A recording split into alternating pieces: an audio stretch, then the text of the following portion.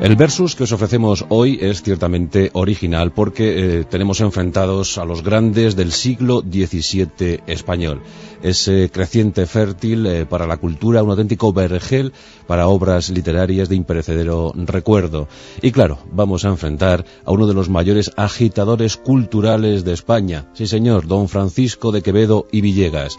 Nacido en Madrid en septiembre de 1580, justo cuando se fusionaban España y Portugal en un único reino bajo el cetro de Felipe II. Francisco de Quevedo nació en Madrid, pero sus padres eran de origen cántabro. Y la verdad es que muy pronto se incrustó en los ambientes cortesanos y palaciegos de la villa y corte para ofrecer lo mejor de sí mismo. Una de las mentes lúcidas de Europa.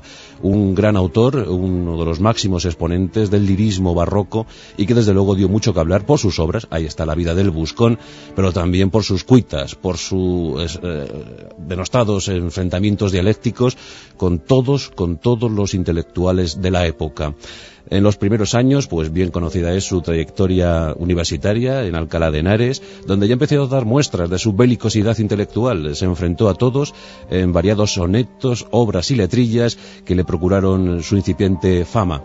La verdad es que Francisco de Quevedo no permaneció ajeno a nada ni a nadie y se enfrentó a todos en un esfuerzo titánico. Y eso que su cuerpo menguado tenía severas discapacidades. Esa cojera, que también le proyectó internacionalmente, esa vista siempre delicada, sus famosas lentes que le acompañaron de por vida. Y bueno, pues ello no fue óbice para que se enfrentase a otras discapacidades de las que hacían gala sus oponentes. La verdad es que no reparó en tinta, no reparó en dotes verbilocuaces a la hora de acreditarse ante unos y otros. Todos, absolutamente todos, le odiaron y todos al final se conjuraron para crear un tribunal de justa venganza, porque es que lo de Francisco de Quevedo y Villegas era muchísimo. La cosa llegó a tal punto que incluso hombres calmados, pausados, como Juan Ruiz de Alarcón, como Luis de Góngora o Juan Pérez de Montalbán, llegaron incluso a molestarse y a increpar, a decir que ya está bien, Quevedo, ya está bien de tus insultos, ya está bien de tus tropelías.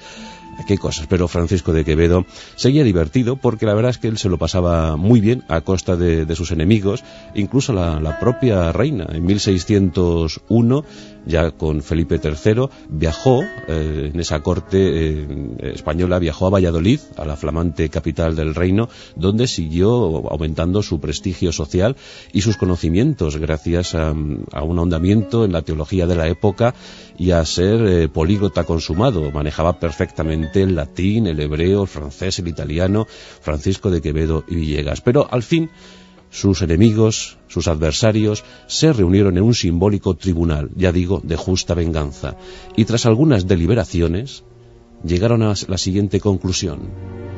Don Francisco de Quevedo y Villegas es declarado en este tribunal maestro de errores, doctor en desvergüenzas, licenciado en bufonerías,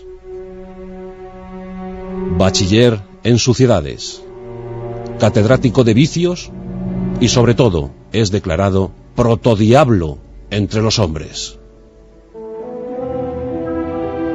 Como os podéis suponer, esto a Francisco de Quevedo pues no le sentó ni bien ni mal, incluso le estimuló para afilar aún más su pluma y lanzar dardos envenenados contra el enemigo.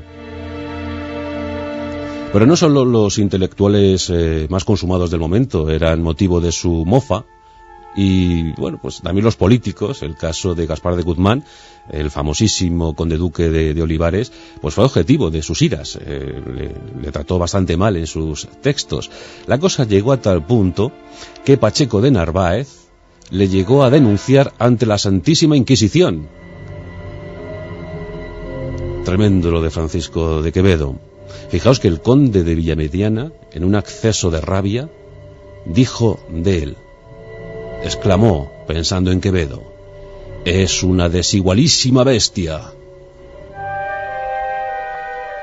Todos le criticaron, pero en el fondo todos, absolutamente todos, se tenían que plegar ante el alarde intelectual esgrimido por Quevedo. Sí, le odiaron, pero también le admiraron, le quisieron y de forma secreta le declararon imprescindible en aquel siglo de luces, en aquel siglo de oro para las bellas artes, para la intelectualidad hispana. Quevedo falleció en Villanueva de los Infantes, acreditado está ya, gracias a los estudios, los últimos estudios científicos, en Villanueva de los Infantes, digo, en Ciudad Real. Y fue en 1645, faltaban unos días para cumplir los 65 años de edad. Su recuerdo permanece inamovible y desde luego constituye uno de los máximos ejemplos de la cultura española en aquellos siglos tan imprescindibles, tan importantes para la universalidad de España. Francisco de Quevedo y Villegas, sus lentes, su cojera, su verbo acerado.